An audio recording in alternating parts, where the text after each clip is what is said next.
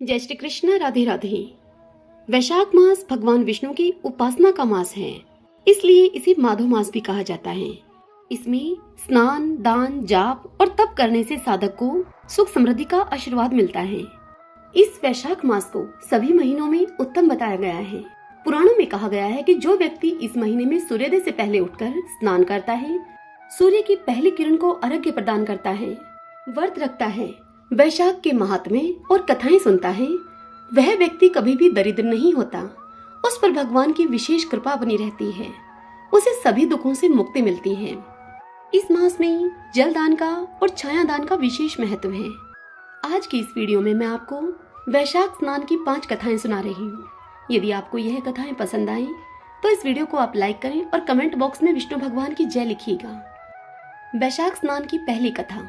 किसी गांव में एक सेठ सेठानी रहते थे। उनके घर में उनके एक बेटा और बहू थे।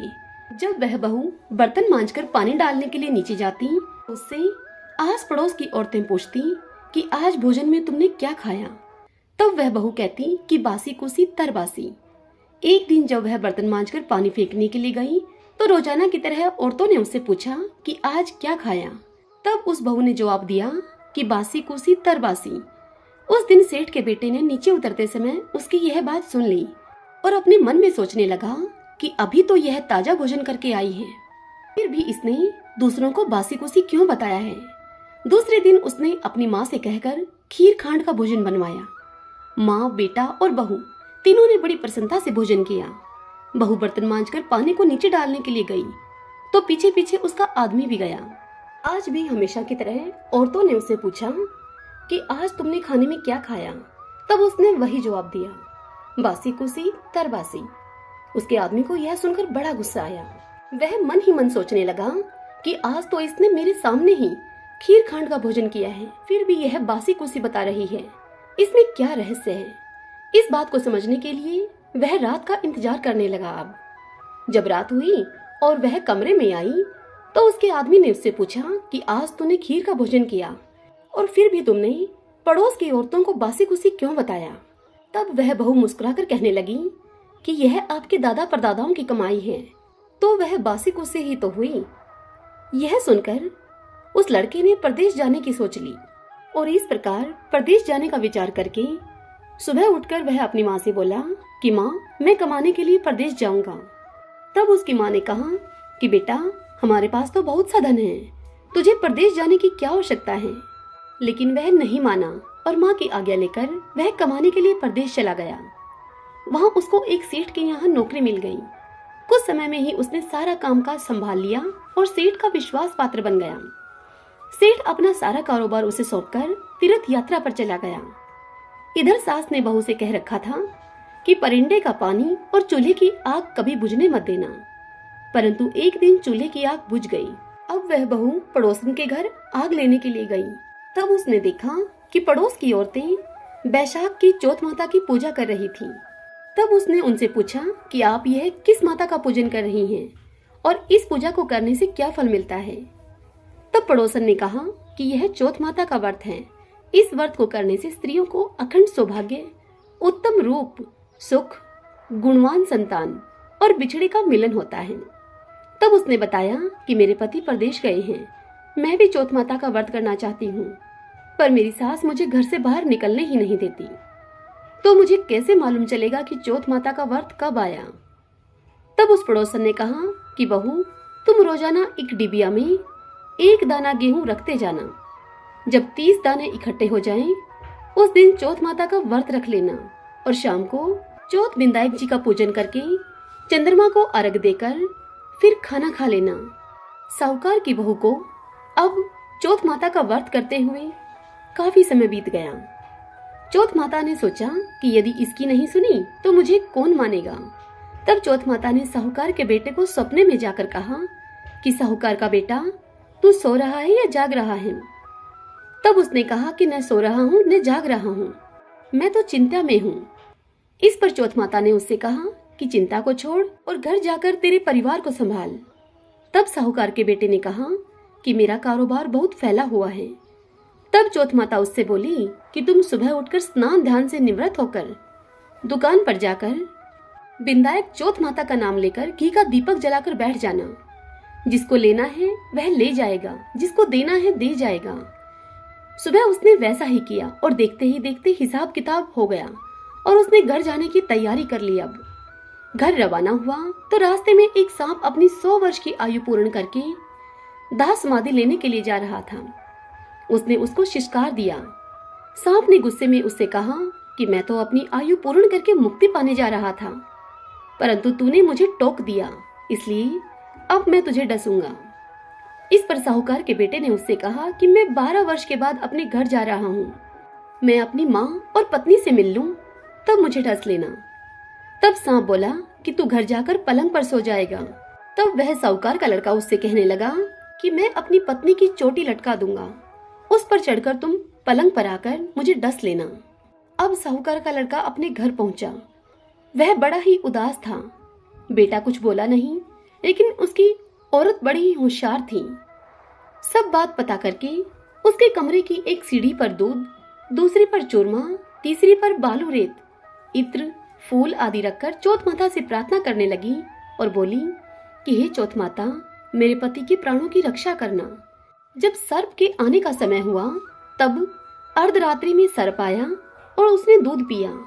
चूरमा खाकर और बालू मिट्टी का आनंद लेकर वह बोला कि साहूकार के बेटे की बहू, सुख तो तूने मुझे बढ़ा दिया, पर मैं वचनों से बंधा हूँ, डसूं तो मैं जरूर गा। तब चौथ विनायक जी ने सोचा कि इसकी रक्षा तो मुझे करनी चाहिए। तब चौथ माता तलवार बनी और विनायक जी ढाल बने और सांप के टुकड़े टुकड़े हो गए। सांप की पूंछ का टुकड़ा उसकी जूती में जाकर गिर गया। सांप ने सोचा कि डसूंगा तो जरूर। तब उसकी पत्नी रोज कीड़ी को आटा डालती थी। तब सब कीड़ियों ने मिलकर उस सांप की पूंछ को खोखला कर दिया। उस रात साहूकार के बेटे को नींद नहीं आ रही थी। तब वह अपनी पत्नी के साथ चौपड़ पासे खेलने लगा। सुबह देर तक जब बेटे बहू नहीं उठे तब साहूकार ने उन्हें जगाने के लिए गई तो सीढ़ियों पर खून ही खून देखकर जोर जोर से वह रोने लगी कि मेरे बेटा बहू को किसी ने मार दिया है। रोने की आवाज से बेटे बहू उठे और बेटे ने कहा कि माँ, हमारा बैरी दुश्मन मरा हुआ है, यहाँ सफाई करवाओ तब हम बाहर आएंगे। माँ ने वहां सफाई करवाई। बेटा बहू नीचे आए। बेटे ने पूछा कि मेरे पीछे से किसी ने कोई धर्म पुण्य किया है क्या माँ? तब बहू ने हामी भरी। तब सास उसे बोली कि तू 4 समय तो खाना खाती थी, तूने क्या धर्म किया? तब वह बहू बोली कि मैं चौथ विनायक जी का व्रत करती थी। एक समय का खाना पानी वाली को देती थी, दूसरी बार का गाय के बछड़े को, तीसरी बार का जमीन में गाड़ देती थी और चौथी बार का चांद को अर्घ देकर स्वयं खा लेती थी। मैंने बनिए की दुकान से पूजा का सामान मंगवाया था, आप उसका हिसाब कर देना। सास ने पानी वाली से पूछा तो उसने कहा कि महीने में हर चौथ को मुझे खाना देती थी यह। बछड़े के मुंह से फूल गिरने लगे और जब जमीन को खोदा तो सोने के चक्र मिले। बनिए से पूछा तो उसने अपना हिसाब बताया। फिर बहू ने कहा कि अब वैशाख चौथ का उद्यापन करना है। तब फिर सास बहू ने चौथ माता का उद्यापन पूरी धूमधाम से किया और सारी नगरी में कहलवा दिया कि सब कोई चौथ माता का व्रत करना, साल की 13 चौथ करना, 13 नहीं तो 4 करना और 4 नहीं तो 2 चौथ माता के व्रत तो अवश्य ही करना। हे मेरी चौथ माता, उस पर प्रसन्न हुई वैसी सब पर होना, सबकी मनोकामनाएं पूर्ण करना, अमर सुहाग देना। वैशाख स्नान की दूसरी कहानी सुनते हैं। प्राचीन काल में एक लड़की का जन्म राक्षस कुल में हुआ जिसका नाम वृंदा था। दैत्यराज कालनेमी जैसे राक्षस परिवार में पैदा होने के बाद भी वृंदा भगवान विष्णु की पूजा किया करती थी। जब वृंदा बड़ी हुई तो उसकी शादी जालंधर नामक दैत्य से हो गई। जालंधर काफी शक्तिशाली राक्षस था जिसका जन्म भगवान शिव के तेज के कारण समुद्र से हुआ था। बलवान होने के कारण जालंधर को दैत्यों का राजा बनाया गया। वृंदा से शादी करने के बाद जालंधर की शक्ति और पराक्रम बढ़ता ही गया। उसे किसी भी तरह से हराना मुश्किल था। जालंधर के बढ़ते अहंकार और आतंक से सभी देवता परेशान थे। जालंधर की बढ़ती हुई ताकत के पीछे उसकी पत्नी वृंदा की विष्णु भक्ति और सतीत्व था। होते होते जालंधर अपनी शक्ति और अहंकार में चूर होकर स्वर्ग की देवियों पर काबू पाने की कोशिश करने लगा। अब इसी दौरान एक बार उसने माता लक्ष्मी को पाने का प्रयास किया, परंतु समुद्र से जन्म लेने के कारण माता लक्ष्मी ने उसे अपना भाई बना लिया। फिर उसकी नजर माता पार्वती पर गई और उन्हें पाने के लिए जालंधर ने मायाजाल रचा। अपने मायाजाल से जालंधर ने शिव का रूप धारण किया और माता पार्वती के करीब जाने की कोशिश करने लगा। उसी वक्त माँ पार्वती ने उसे पहचान लिया और जब तक जालंधर कुछ समझ पाता वो अदृश्य हो गई। जालंधर के इस दुर्व्यवहार से पार्वती जी को काफी गुस्सा आया और इस पूरी घटना के बारे में उन्होंने भगवान विष्णु को बताया। इधर जालंधर भगवान शिव से पार्वती जी को पाने के लिए कैलाश पर्वत पर युद्ध कर रहा था। तभी भगवान विष्णु ने जालंधर को सबक सिखाने की ठानी। सभी को पता था कि जालंधर अपनी पत्नी के पूजा पाठ और सतीत्व की वजह से ही अजय हुआ है। ऐसे में भगवान विष्णु ने जालंधर को हराने के लिए उसकी पत्नी का पतिव्रत धर्म भंग करने के लिए मायावी चाल चली। भगवान विष्णु एक साधु का रूप धारण करके वृंदा से वन में मिलने के लिए गए। उनके साथ 2 मायावी राक्षस भी थे जिन्हें देखते ही वृंदा डर गई। तभी भगवान विष्णु ने उन दोनों राक्षसों का वृंदा के सामने ही वध कर दिया। वृंदा यह देखकर समझ गई कि ये कोई आम व्यक्ति नहीं है। उसी पल वृंदा ने साधु से अपने पति के बारे में पूछा। साधु बने हुए भगवान विष्णु ने अपनी माया शक्ति से 2 बंदर प्रकट किए। दोनों बंदरों के हाथ में जालंधर का सिर और धड़ था। यह देखते ही वृंदा बेहोश हो गई। कुछ समय के बाद होश में आने पर वो साधु से अपने पति को दोबारा जिंदा करने की प्रार्थना करने लगी। वृंदा की विनती सुनकर उसकी आंखों के सामने ही साधु ने अपनी माया से जालंधर के कटे हुए शरीर के हिस्सों को जोड़ दिया और स्वयं उस शरीर में समा गए। वृंदा को जरा सा भी अंदाजा नहीं था कि उसके साथ ऐसा छल किया गया है। जालंधर का रूप धारण किए हुए विष्णु जी को वृंदा अपना पति समझकर रहने लगी। वृंदा के ऐसा करने से उसका सतीत्व भंग हो गया, जिसके बाद जालंधर कैलाश पर्वत में युद्ध हार गया। जब वृंदा को यह सच पता चला तो उसने गुस्से में विष्णु भगवान को पत्थर बनने का श्राप दे दिया। इस घटना के बाद वृंदा स्वयं सती हो गई। जिस स्थान पर वह भस्म हुई वहां तुलसी का पौधा प्रकट हुआ। विष्णु भगवान वृंदा के पति भक्ति से प्रसन्न हुए और उन्होंने कहा कि हे वृंदा, तुम्हारी पति भक्ति देखने के बाद मुझे तुम प्रिय लगने लगी हो। अब सदैव तुम मेरे साथ तुलसी के रूप में रहोगी। तुम्हारे तुलसी रूप का जो भी व्यक्ति मेरे शालिग्राम के साथ विवाह कराएगा उसे 1000 गुना यश और पुण्य प्राप्त होगा। जिस भी मनुष्य के घर में तुलसी का वास होगा उस घर में कभी भी असमय यमदूत नहीं आएंगे। आगे भगवान ने कहा कि तुलसी के पौधे की पूजा करने वालों को गंगा और नर्मदा में स्नान करने के बराबर पुण्य प्राप्त होगा। संसार में चाहे कोई भी मनुष्य कितना भी दुष्ट क्यों न हो, कितने भी पाप क्यों न किए हों, मृत्यु के दौरान उसके मुख में तुलसी और गंगा जल अवश्य दिया जाएगा। इससे वह अपने पापों से मुक्त होकर वैकुंठ धाम को जाएगा। इसके अलावा जो व्यक्ति तुलसी और आंवले के पेड़ की छाया में पितरों का श्राद्ध करेगा उसके पितरों को मोक्ष मिलेगा। वैशाख स्नान की तीसरी कथा। एक राजा था। वह वैशाख मास में प्रतिदिन ब्रह्म मुहूर्त में उठकर गंगा जी में स्नान किया करता था। राजा का यह आदेश था कि मुझसे पहले गंगा जी में कोई भी स्नान नहीं करेगा। राजा जब गंगा जी में स्नान करने के लिए जाते तो उन्हें प्रतिदिन शांत जल के स्थान पर हिलता हुआ जल अर्थात हलचल युक्त जल दिखाई देता था। तब राजा को यह संदेह होता था कि निश्चय ही मुझसे पहले कोई प्रतिदिन गंगा जी में स्नान करता है। इसलिए राजा ने नदी के तट पर 2 पहरेदार बिठा दिए। गंगा जी के तट पर एक वृक्ष था। उस वृक्ष पर एक बंदरिया रहती थी। वह बंदरिया प्रतिदिन राजा के स्नान करने से पहले ही गंगा जी में स्नान करके वापस वृक्ष पर जाकर बैठ जाती थी। अब इस प्रकार होते होते पूरा वैशाख मास व्यतीत हो गया, किंतु वैशाख मास के अंतिम दिन राजा के सिपाही ने उस बंदरिया को देख लिया और उसको पकड़कर राजा के पास लेकर गए और राजा से कहा कि महाराज, यह बंदरिया आपके नहाने से पहले प्रतिदिन गंगा जी में स्नान करती है।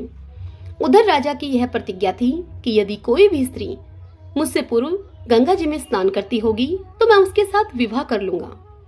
इसलिए अब राजा को बांदरी के साथ विवाह करना ही पड़ा। वैशाख स्नान के पुण्य से बांदरी के गर्भ ठहर गया।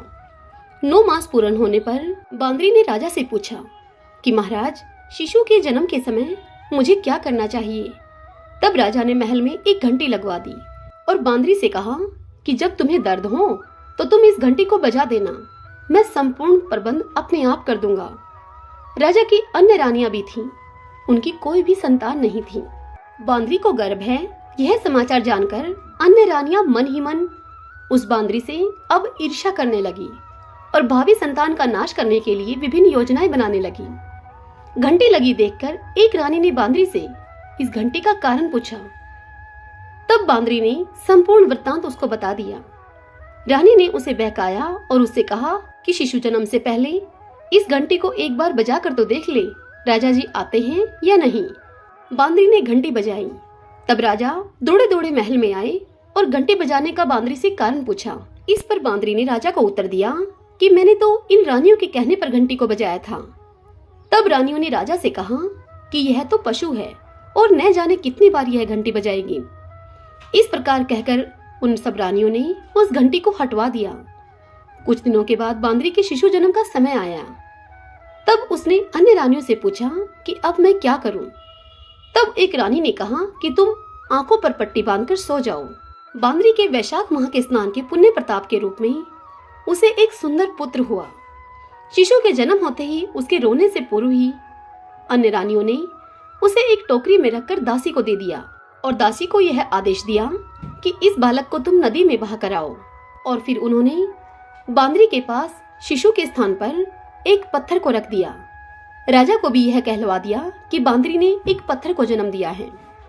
अब यह समाचार जब राजा के पास पहुंचा तब राजा ने संतोष कर लिया और सोचा कि जब दूसरी रानियों की ही संतान नहीं होती तो यह तो बांदरी है, इसकी क्या संतान होगी। उधर दासी ने उस सुंदर शिशु को नदी में न बहाकर कुम्हार के खंदेड़े में रख दिया।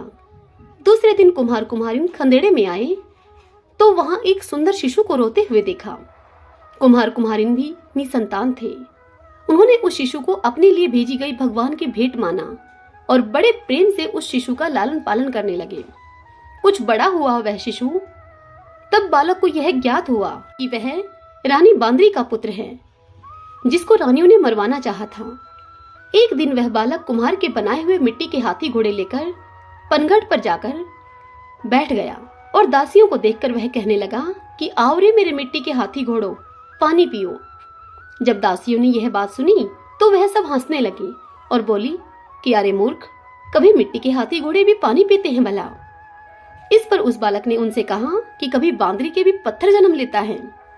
उस बालक की यह बात उन दासियों ने जाकर महल में अन्य रानियों से कह दी।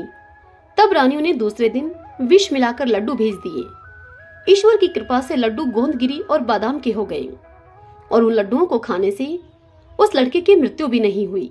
यह समाचार जब दासियों ने उस रानी से कहा तब रानी ने राजा से कहकर उस कुम्हार को देश निकाला दिलवा दिया। कुम्हार अब वन में रहने लगा। तत्पश्चात अगले वर्ष चैत्र माह में माता गणगौर के पूजन का दिन आया। तब वह बांदरी का पुत्र 108 करवे और 108 गोली लेकर तथा घड़े में पानी लेकर बगीचे के बाहर बैठ गया। उधर राजा की और साहूकार की पुत्रियां गणगौर बनाने के लिए मिट्टी लेने के लिए आई तथा बगीचे में खेलने लगी और झूमने लगी। इस कारण कुछ समय के बाद उन्हें प्यास लग गई। तब उन्होंने उस बांदरी के पुत्र से जल पिलाने के लिए आग्रह किया। तो उस बालक ने उन्हें कहा कि मेरे पास एक गोली है, उसे खाती जाओ और मेरे चारों ओर फेरी लगाती जाओ, तब मैं तुम्हें जल पिलाऊंगा। इस पर पहले तो कन्याओं ने मना किया, किंतु प्यास ज्यादा होने के कारण वह सब मान गई। इस प्रकार गोली खाने और उस युवक के साथ फेरे लेने से अब वह गर्भवती हो गई। बाद में जब उनके माता पिता को यह ज्ञात हुआ तो वह सभी कुम्हार के पास आए और संपूर्ण वृत्तांत सुनाया और उससे कहा कि तेरे पुत्र ने हमारी कन्याओं से विवाह किया है, अब तुम्हें इन्हें अपने पास रखना होगा। तब कुम्हार ने निर्धन होने के कारण असमर्थता व्यक्त की। तब कन्याओं के माता पिता ने बहुत सारा धन देकर अपनी कन्याओं को कुम्हार के घर विदा किया। अब उस कुम्हार के घर 108 बहुएं आ गई और कालांतर में उनके 108 पोते भी हो गए। कुम्हार ने समस्त नगरी को भोजन हेतु निमंत्रण दिया और राजा को भी बुलवा दिया। राजा के यहाँ से रानी बांदरी के अतिरिक्त सभी भोजन के लिए पधारे। तब राजकुमार राजा की आज्ञा लेकर बांदरी को लेने के लिए रथ पाल के लेकर गया और लाकर सभा में सबसे ऊंचे स्वर्ण के आसन पर उसे बिठाया। राजकुमार ने अपने सभी पत्नियों को यह समझा दिया था कि बांदरी मुझे जन्म देने वाली मेरी माता है। एक एक बहू रानी बांदरी के चरण स्पर्श करती गई और एक एक सोने का सिक्का और पोते को गोद में देती गई। जब राजा और अन्य रानियों ने यह सब देखा तो कुम्हार के पुत्र से इसका कारण पूछा। रानियों को तो संदेह होने लगा था कि यह अवश्य ही बांदरी का पुत्र है। इसलिए रानियां रूठ कर राजा को कहने लगी कि कुम्हार के पुत्र ने हमारा अपमान किया है और बांदरी का यह सम्मान कर रहा है, अतः हम लौटकर जा रही हैं। इधर राजा को पुत्र के जन्म का संपूर्ण रहस्य ज्ञात हो गया था, इसलिए उन्होंने रानियों को देश निकाला दिया और अपने सभी पुत्र वधू और पोत्रों को लेकर महल में आया और राजकुमार का राजतिलक हुआ। कुम्हार कुम्हारिन को राजकुमार ने महल में रहने के लिए निवेदन किया, किंतु वह नहीं माने। तब राजा ने उन्हें ढेर सारा धन दे दिया। वैशाख स्नान का इतना महत्व है तो सबको वैशाख स्नान करना चाहिए। बांदरी ने वैशाख स्नान किया तो उसे राजा का राज्य, पुत्र, बहुएं आदि प्राप्त हुई। हे ईश्वर, जैसे बांदरी को आपने पुण्य दिया, इसी प्रकार हमें भी पुण्य देना। वैशाख स्नान की चौथी कहानी। एक पति पत्नी थे। वह लकड़ी का गट्ठर बेचकर अपना पेट भरते थे। वैशाख का महीना आया, सब लोग वैशाख स्नान करने लगे। तब उसकी औरत भी वैशाख नहाने लगी। वह व्यक्ति जंगल से चुनकर लकड़ियों का गट्ठर बनाकर लाता। तब उसकी पत्नी उस गट्ठर से एक लकड़ी रोज निकाल लेती। वह नियम से वैशाख नहा कर आती, आंवला पीपल को सींचती। ऐसा करते हुए अब उसको 1 महीना हो गया। एक दिन उसके पति घर पर नहीं थे। तब वह बची हुई एक एक लकड़ियों का गट्ठर बनाकर बाजार में बेचने के लिए गई। भगवान का नाम लिया उसने। तब वह लकड़ियां चंदन की हो गई। राजमहल से होकर वह गुजरी तो राजा को चंदन की खुशबू आई। तब उस राजा ने पूछवाया कि इन लकड़ियों की क्या कीमत है, इनकी तुम क्या कीमत लोगी? तब वह बोली कि जितनी आप चाहें दे दें, मुझे तो 5 ब्राह्मण जिमाने हैं, उनको जिमाऊं इतना सामान चाहिए। तत्पश्चात राजा ने नौकरों के साथ 5 ब्राह्मण जिम ले, जितना सामान उसके घर भेज दिया। दाल बाटी और चूरमा ब्राह्मणों को जिमाया और दक्षिणा दी उन्हें। उसे ब्राह्मणों का आशीर्वाद मिला। पति का गट्ठर बिका नहीं तो उसको आने में देरी हो गई। इधर ब्राह्मणों व भगवान के आशीर्वाद से झोपड़ी अब महल में बदल गई। रसोई में 36 पकवान तैयार हो गए। पति गट्ठर बेचकर जब घर आया तो उसे झोपड़ी नहीं दिखी। तब वह पड़ोसन से पूछने लगा कि मेरा घर कहाँ है, मेरी झोपड़ी मुझे दिख नहीं रही है। तब उसकी पड़ोसन बोली कि तुम तो लकड़ियां बेचते रहते हो, तुम्हारी पत्नी स्नान, ध्यान, पाठ, पूजा करती है, ब्राह्मण जिमाती है, बाकी तुम ही जानो। इतने में उसकी पत्नी बाहर आ गई। पति से बोली कि ये ही अपना घर है।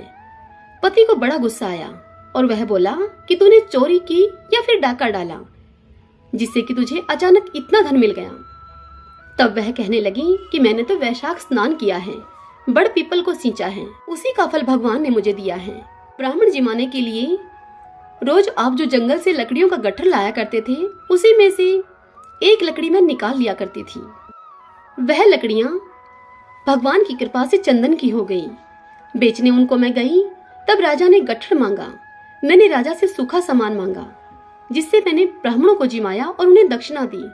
ब्राह्मणों ने मुझे आशीर्वाद दिया, उसका फल भगवान ने हमें दिया। तब पति को यह तसल्ली हुई।